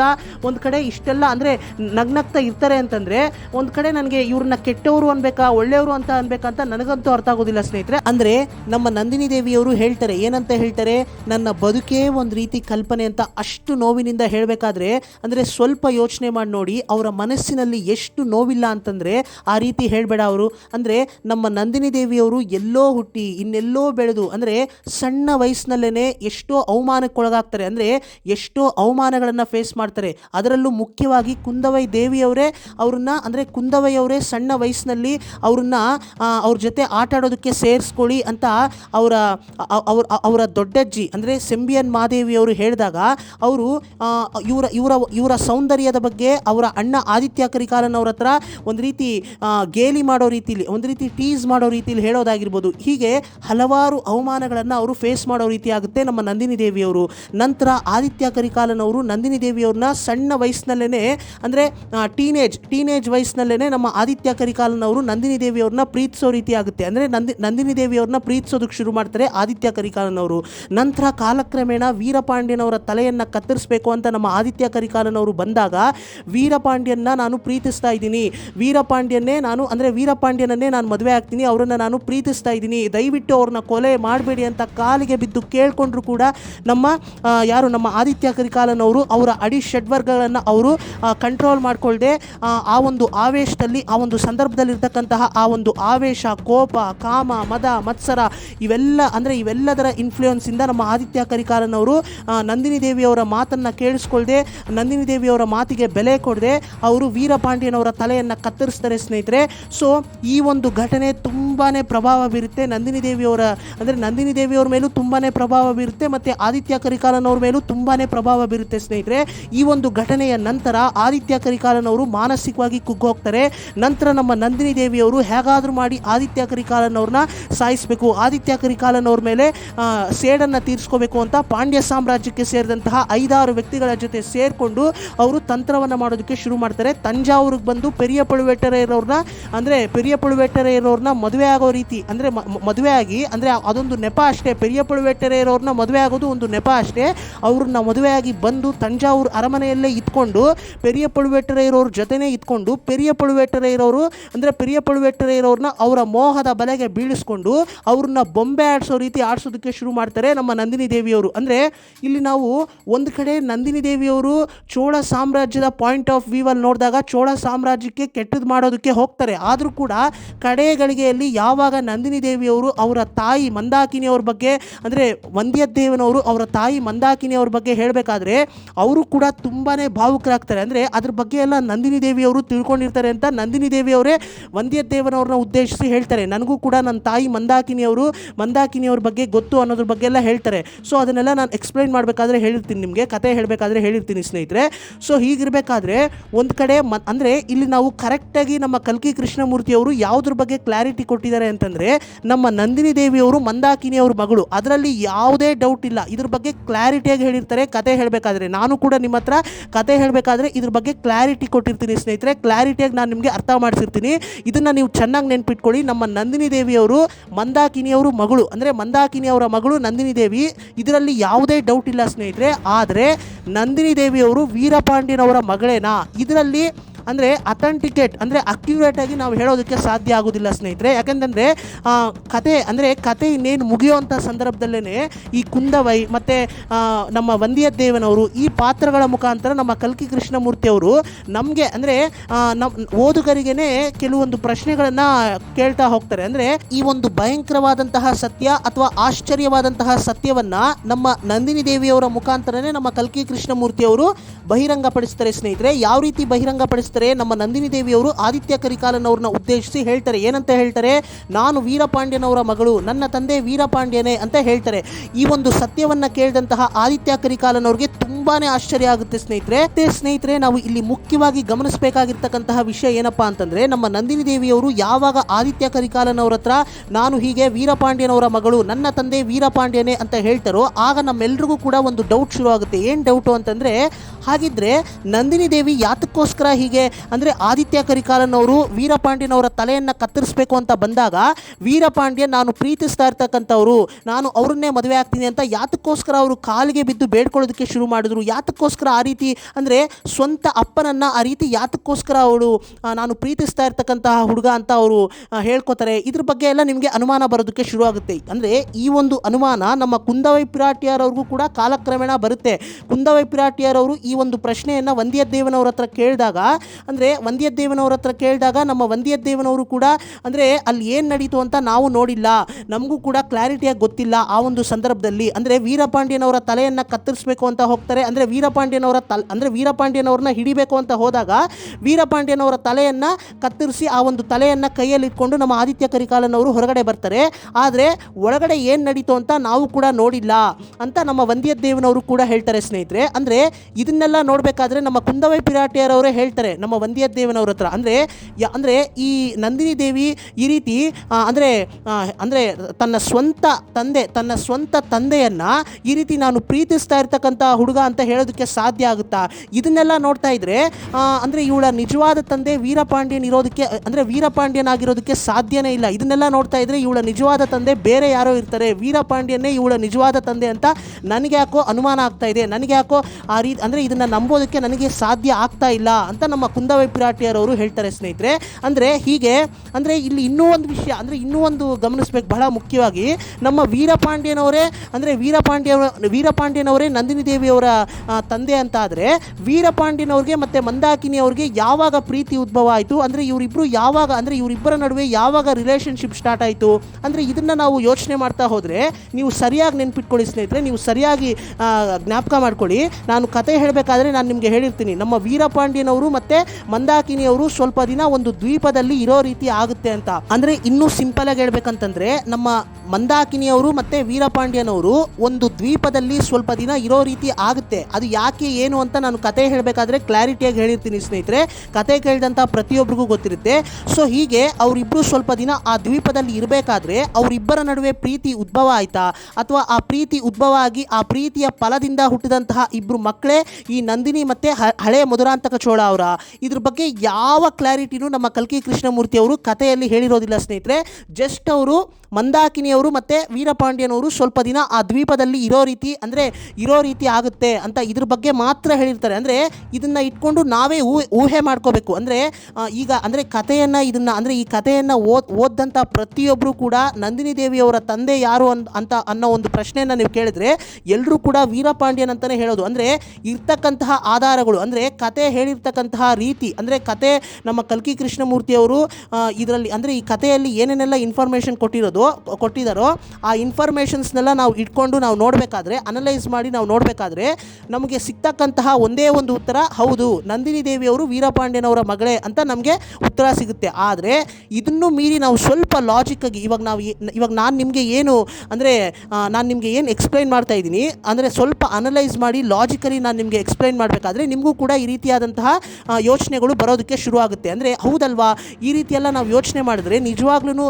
ನಂದಿನಿ ದೇವಿ ವೀರಪಾಂಡ್ಯನವರ ಮಗಳೇ ಅಂತ ನಾವು ಹೇಗೆ ನಂಬೋದು ಅಂತ ನಿಮಗೂ ಕೂಡ ಡೌಟ್ ಶುರು ಆಗುತ್ತೆ. ಸೊ ಇದ್ರ ಬಗ್ಗೆ ಎಲ್ಲ ನಾವು ಅಷ್ಟೊಂದು ತಲೆ ಕೆಡಿಸ್ಕೊಳ್ಳೋದು ಬೇಡ ಸದ್ಯಕ್ಕೆ. ಅಂದರೆ ನಾವು ಜಸ್ಟ್ ಅಂದರೆ ಸಿಂಪಲ್ ಆಗಿ ನಾವು ವೀರಪಾಂಡ್ಯನವರ ಮಗಳೇ ನಂದಿನಿ ದೇವಿಯವರು ಅಂತ ನಾವು ಅರ್ಥ ಮಾಡಿಕೊಂಡ್ರೆ ಸಾಕು ಅಂತ ನಾನು ಭಾವಿಸ್ತೀನಿ ಸ್ನೇಹಿತರೆ. ಬಿಕಾಸ್ ಅಷ್ಟೊಂದು ಕನ್ಫ್ಯೂಸ್ ಮಾಡ್ಕೊಳ್ಳೋಂಥ ಅವಶ್ಯಕತೆ ಇಲ್ಲ. ಬಿಕಾಸ್ ಅಂದರೆ ಇದು ಈ ರೀತಿಯೆಲ್ಲ ಯಾತಕ್ಕೋಸ್ಕರ ನಮ್ಮ ಕಲ್ಕಿ ಕೃಷ್ಣಮೂರ್ತಿಯವರು ಈ ರೀತಿ ಅಂದರೆ ಸ್ವಲ್ಪ ಒಂದು ರೀತಿ ಕೆಲವೊಂದು ವಿಷಯಗಳು, ಅಂದರೆ ಈ ವಿಷಯ ಮಾತ್ರ ಅಲ್ಲ, ಆ ಒಂದು ಸಣ್ಣ ವಯಸ್ಸಿನ ಹುಡುಗನನ್ನು ಆ ಪಲ್ಲಿಪಡೆ ದೇವಸ್ಥಾನದಲ್ಲಿ ಕೂರಿಸ್ಬಿಟ್ಟು ಅಂದರೆ ನೀನೇ ಪಾಂಡ್ಯ ಸಾಮ್ರಾಜ್ಯಕ್ಕೆ ಮುಂದೆ ರಾಜ ಆಗೋವನು ಅಂತ ಅವನಿಗೆ ಕಿರೀಟವನ್ನು ಧರಿಸಿ ಅವನಿಗೆ ಒಂದು ಖಡ್ಗ, ಅಂದರೆ ಪಾಂಡ್ಯ ಸಾಮ್ರಾಜ್ಯಕ್ಕೆ ಸೇರಿದಂತಹ ಮೀನಿನ ಚಿಹ್ನೆ ಇರತಕ್ಕಂತಹ ಖಡ್ಗವನ್ನು ಕೊಟ್ಟು ಅದನ್ನೇನು ಮಾಡ್ತಾರೆ, ಆ ಒಂದು ಪದ್ಧತಿಯನ್ನು ಏನು ಮಾಡ್ತಾರೆ ಅಂದರೆ ನಾನು ಕತೆ ಹೇಳಬೇಕಾದ್ರೆ ಅದ್ರ ಬಗ್ಗೆನೂ ನಾನು ಎಕ್ಸ್ಪ್ಲೈನ್ ಮಾಡಿರ್ತೀನಿ. ಸೊ ಅದ್ರ ಬಗ್ಗೆನೂ ಅಂದರೆ ಆ ಹುಡುಗ ಯಾರು, ಆ ಹುಡುಗನನ್ನು ನಮ್ಮ ನಂದಿನಿ ದೇವಿಯವರು ಹೋಗಿ ನಾನೇ ನಿನ್ನ ಸ್ವಂತ ತಾಯಿ, ಅವಳು ಅಂದರೆ ಅಲ್ಲಿ ಹಿಂದೆ ನಿಂತಿರೋವಳು